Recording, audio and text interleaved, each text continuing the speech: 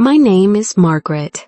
I was born in a small town outside Denver, where the mountains hug the edges of the sky and the air tastes like pine.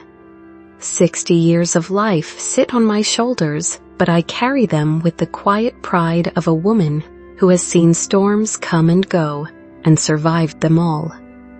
I live alone now in a townhouse near the lake, a modest yet serene place, with large windows that pour light onto the kitchen tiles every morning. This house doesn't have ghosts, only memories. Every morning begins the same. I make tea in the blue porcelain pot I got for our 15th anniversary, the one David never liked because it dribbled at the spout. I love that flaw now. It reminds me that imperfections can still be beautiful, unlike betrayal, which leaves only ruin. It was our 38th wedding anniversary when I first felt the shift. We were at our favorite restaurant, the one with the creaky wooden floor and candlelit tables. David was unusually distracted, glancing at his phone like a teenager. He had always been focused, composed, never the fidgeting type. That night he laughed too loud, asked too few questions about my day, and smiled like a man who had already said goodbye. 3 weeks later, I found a tube of lipstick in the glove compartment of his car. Not mine, a bright cherry red. I hadn't worn red in over a decade. The last time I did was when our daughter, Sarah, graduated college. I had pulled out the old Revlon shade, Dusty Rose, from the back of the drawer and carefully lined my aging lips, hoping to feel younger. This one was glossy, bold, and new. I didn't ask him about it right away. No, I watched, I waited. For weeks, I observed the growing gaps in his routines. Early meetings that weren't in his planner, business trips that coincided with silence, the sudden spritz of cologne for a grocery run. And then, the sound that shattered everything. The suitcase rolling down the hallway at midnight. I lay in bed, pretending to sleep, as he crept out like a stranger. He thought I didn't hear, but I heard everything. I always did. The betrayal came with a name, Joanne, my best friend for nearly 20 years. We had raised our daughters side by side, hosted Thanksgiving together, even cried in each other's arms when menopause kicked in like an uninvited guest. I trusted her with my secrets, my stories, my fears, and she had stolen the man I built my life with. The divorce papers came on Sarah's birthday. The envelope sat on the kitchen table beside a half-eaten piece of vanilla cake. David didn't even have the decency to be there in person. A courier delivered the blow. My hand trembled as I opened it. There, in cold legal language, was the end of my marriage. No apologies, no explanations, just figures, demands, and terms. I couldn't cry. Not then. I brewed another pot of tea, the porcelain one with the faulty spout, and sat by the window, watching the autumn leaves swirl like forgotten promises. In the silence, a strange kind of resolve began to rise, like embers buried beneath ash. The days that followed were a blur of paperwork, lawyers, and unwanted sympathy. Sarah moved out the week after the filing. She couldn't stand the tension. I understood. She was grown, had her own life, but the silence left behind filled the house like smoke. One morning, I opened the wardrobe to clear some space, and my hand brushed against lace, my wedding dress, creamy satin, slightly yellowed with age. I hadn't seen it in years. On a whim, I put it on.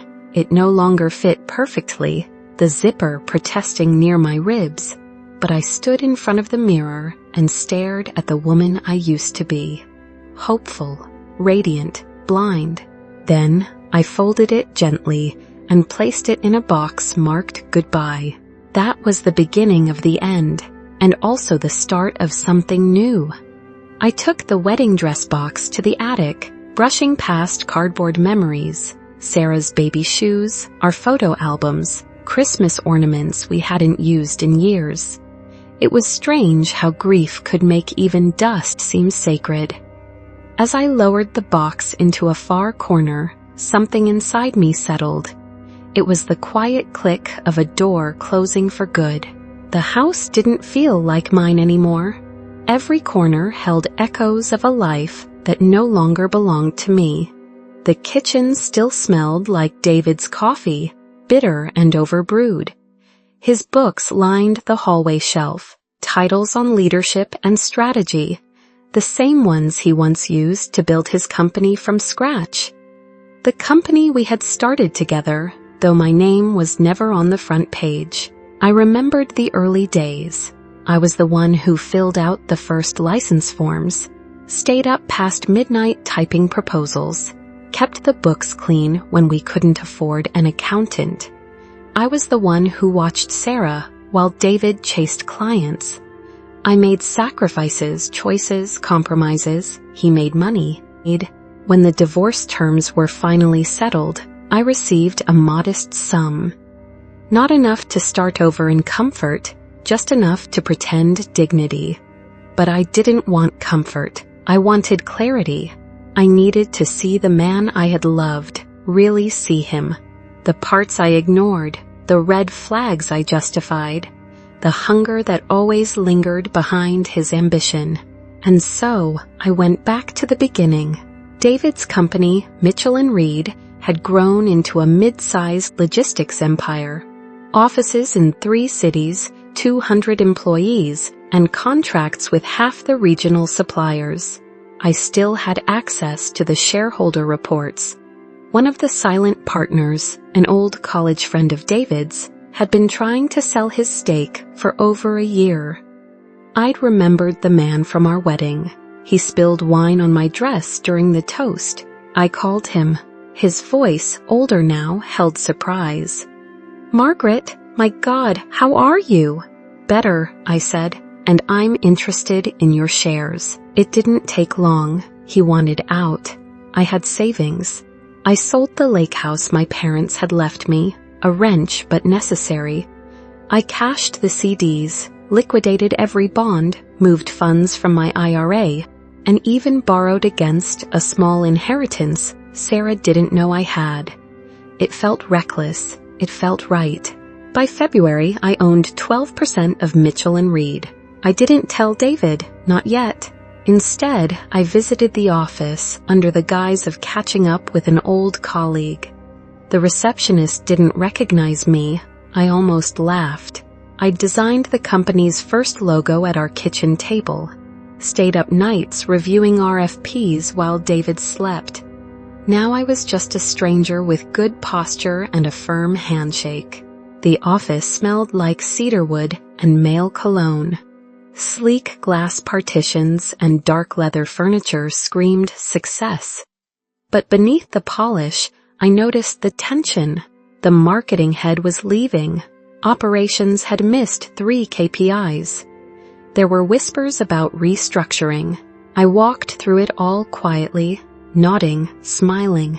Joanne wasn't there. She didn't work for the company. She was too clever for that. She preferred shadows. That night, I poured myself a glass of wine, lit a lavender candle, and turned on my old playlist. It started with Norah Jones, the same song I played the night Sarah went off to college. I remember standing by the doorway after she left, watching her taillights disappear, holding a half-packed lunchbox in my hands. That was grief. This was something different, a resurrection. Over the next 2 months, I bought out 2 more minority partners. One was going through a divorce. The other was looking to retire to Florida. I made my offers quietly. I hired a discreet lawyer. I dressed in grays and navy blues, unremarkable and steady. By spring, I owned 38%, and David still had no idea. I began taking meetings. I sat in the back, observing, never speaking unless prompted. David's eyes swept over me with polite confusion. He recognized me, of course, but couldn't place what I was doing there. I liked that. The unease in his voice, the subtle frown between his brows. Power suits him, but not uncertainty. Then came the board meeting in May. The one where I showed my hand. The boardroom was cold, not just from the air conditioning, though that too hummed steadily, but from the tension that pooled beneath the polished oak table. I wore a charcoal blazer, pearl earrings, and the same shade of lipstick I'd once found in David's car, cherry red. It felt like armor now. David sat at the head of the table, flipping through his notes. His brow was furrowed in that way he thought made him look authoritative. The others glanced at me occasionally, curiosity tinged with discomfort. After all, I was the ex-wife. What was she doing here? When my name was called to speak, I stood calmly, slipped on my reading glasses, and opened my folder. My hands didn't tremble.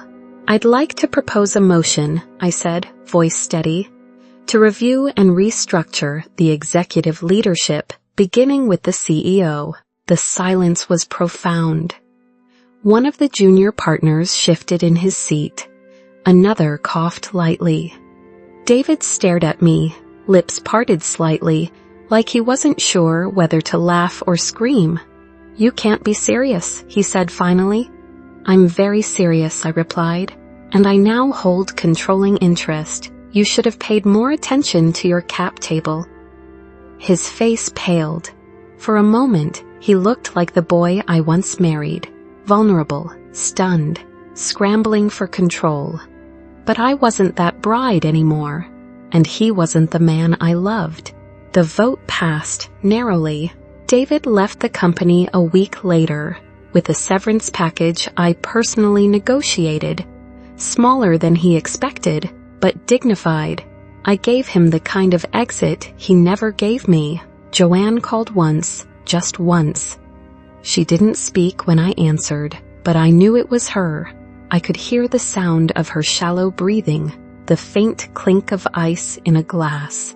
Then silence. I never heard from her again. After the acquisition, I moved. The townhouse near the lake was lovely, but I needed air, real air.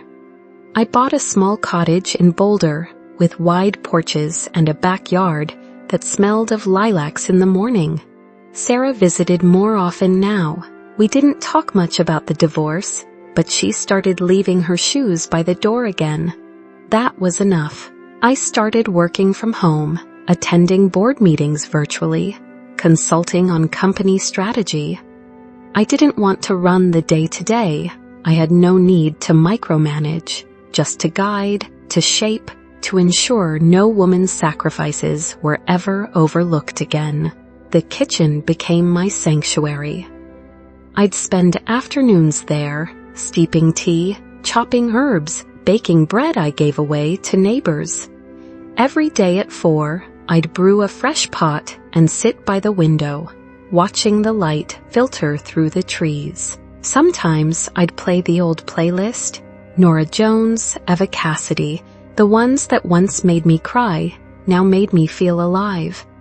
I even danced once, alone, barefoot on the kitchen tiles, flour on my hands, joy bubbling up where grief used to live.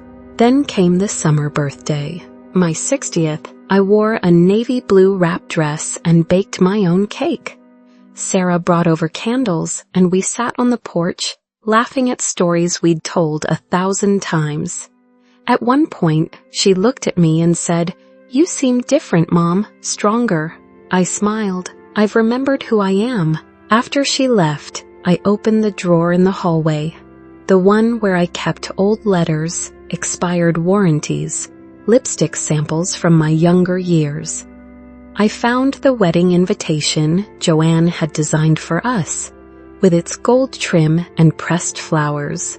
I took it outside and burned it, one corner at a time, until it turned to ash.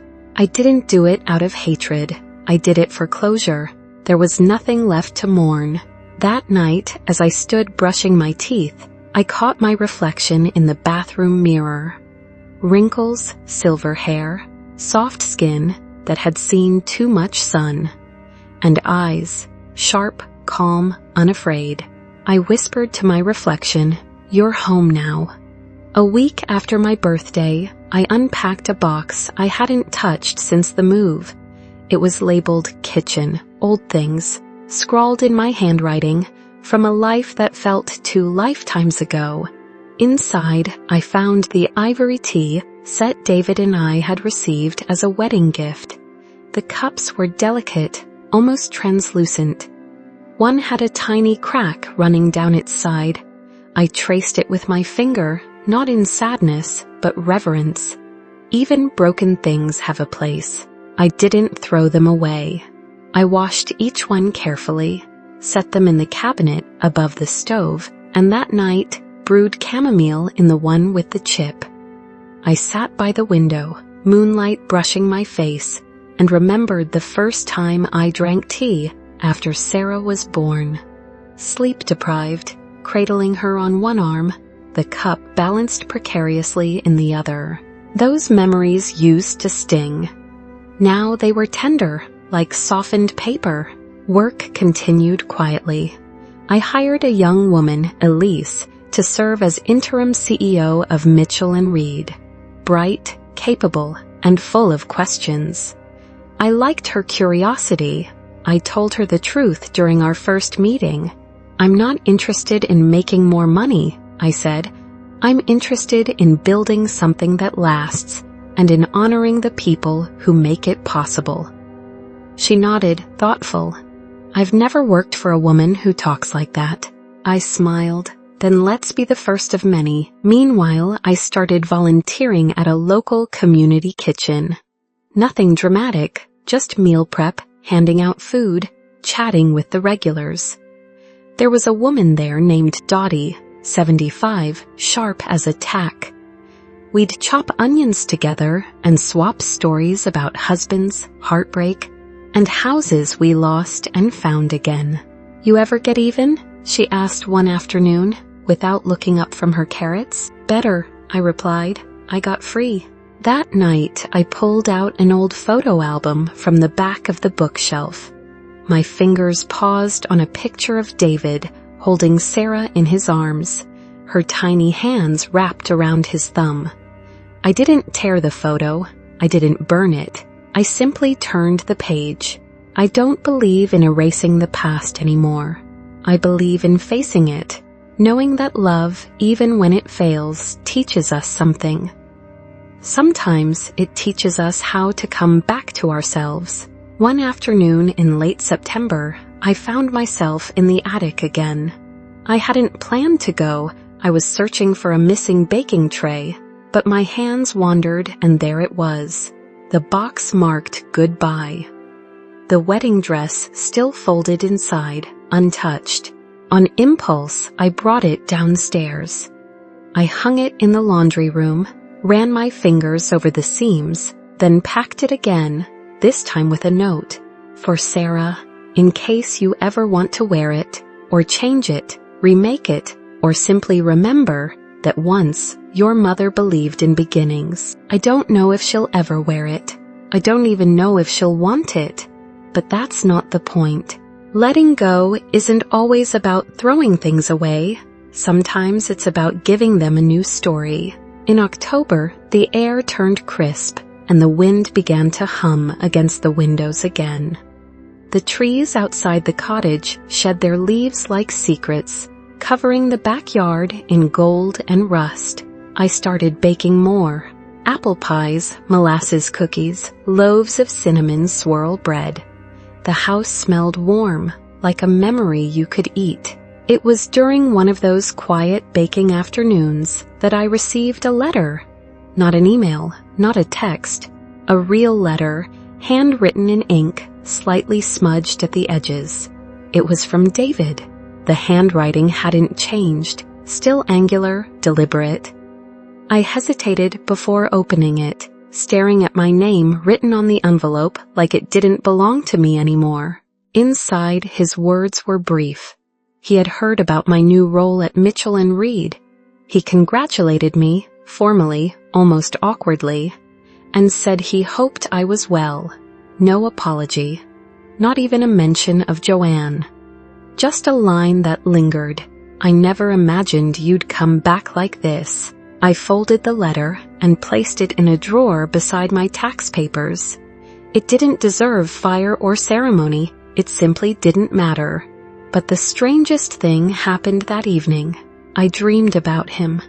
Not the David who left, but the young man who once sang James Taylor off-key while painting the nursery. I woke up with a strange ache in my chest. Not pain, something else. Like the final breath of a chapter closing itself. The next day, I met Sarah for lunch. She was glowing, really glowing. Her cheeks flushed with excitement, her hands constantly fidgeting with the menu. It didn't take long for her to blurt it out. She was pregnant. I didn't cry. I just reached across the table, held her hands, and laughed. The sound startled both of us. "A girl," she said softly. "I hope it's a girl." Later that night, alone in my cottage, I opened a storage box and pulled out the baby blanket I had knitted in my 20s. It was soft from years of disuse, faded but intact. I held it to my cheek and closed my eyes. The scent was gone, but the warmth remained. I began knitting again. Each evening I'd sit in the living room, the soft clicking of needles accompanying the crackle of the fireplace. It felt good to create something again, not just in the world of business, but in the slow rhythm of everyday life. Tea at 4, knitting at 6, music in the background. Ella Fitzgerald, sometimes Billie Holiday, sometimes nothing at all. Around the same time, I ran into Joanne at the farmer's market. She was standing by the tomato stall, picking through heirlooms like they were rubies. She looked older, not in the way that age wears us all down, but in the way guilt does. Taut skin, tired eyes, lips pressed together like secrets long buried. She saw me, froze. I didn't stop walking. I just nodded once, polite, distant. The same way you might greet a neighbor you once trusted with your keys. Before they let someone ransack your home, she didn't speak. She looked as though she might cry. I walked on. I bought a bouquet of sunflowers.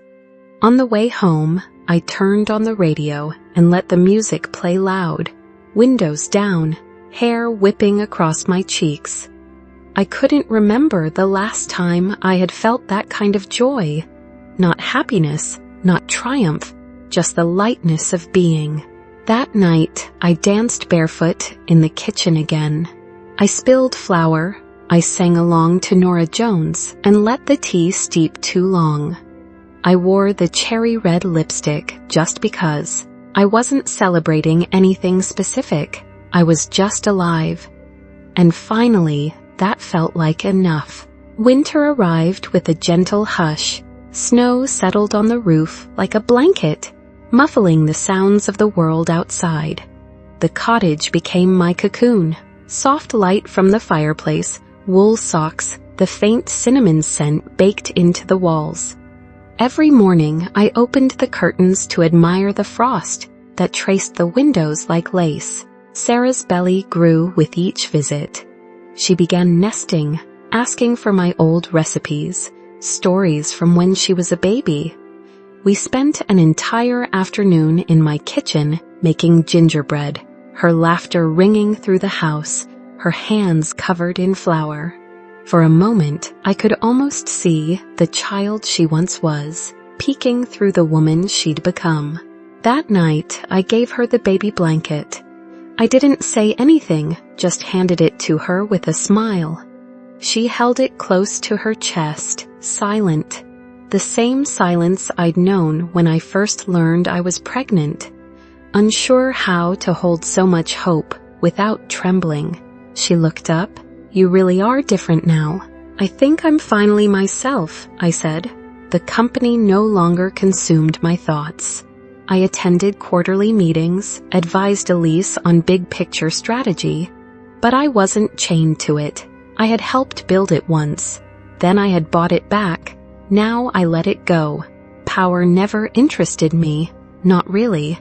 What I had reclaimed wasn't control. It was voice. It was worth. It was self. Sometimes I still wondered if David regretted it. The affair, the divorce, the cold exit from the life we built. But I stopped needing the answer. Closure doesn't come wrapped in confessions or apologies. It comes when you stop looking for them. One snowy morning, as I sipped tea by the window, I heard the sound of a distant train, low and steady. It reminded me of the night David left, suitcase wheels whispering down the hallway. I remembered lying still, my heart breaking, the silence crashing in. But now that sound was just a train. Nothing more, nothing less. I opened my journal, an old habit I had restarted after the divorce, and wrote one line. I no longer live in the rooms he left behind. The baby came in March, a girl just like Sarah hoped. They named her Eloise. Holding her for the first time, I marveled at the softness of her skin, the way her tiny fingers wrapped instinctively around mine. Life had come full circle, and in a way I never expected, love had returned to me. I kept the note I wrote to Sarah with the wedding dress. I never gave it to her. I didn't need to. She already knew. Some messages don't need to be spoken aloud. Spring returned slowly. The garden thawed. The lilacs bloomed again. I planted a new rose bush outside the kitchen window.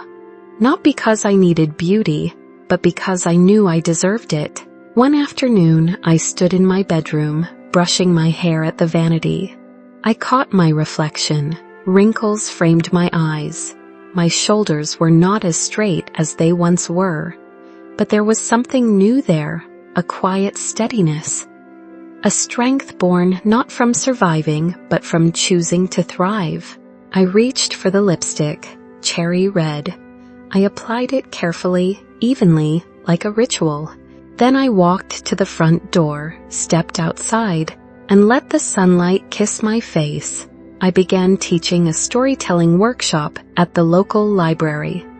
Nothing official, just a handful of women, most over 50, gathering once a week with notebooks, pens, and hearts, full of things they hadn't spoken aloud in years. We wrote about first loves, about heartbreak, about the strange ache of watching your children grow into people you barely recognize. One evening, a woman named Clara read her story about betrayal. Her husband had left her at 62 for someone their daughter's age. The room held its breath as she read, her voice trembling, words raw. When she finished, she looked at me and said, "I thought I'd die from it, but I didn't." I woke up the next day. I nodded. That's the bravest sentence in the world. Afterward, she hugged me. Tight, like someone who had just stepped out of the dark and found her way home. It became clear to me then. This was the reason I had lived through it all. Not just to reclaim what was mine, not just to prove anything to David or Joanne, but to stand in a circle of women and say, we are not broken. We are not done. The routines of my life had shifted.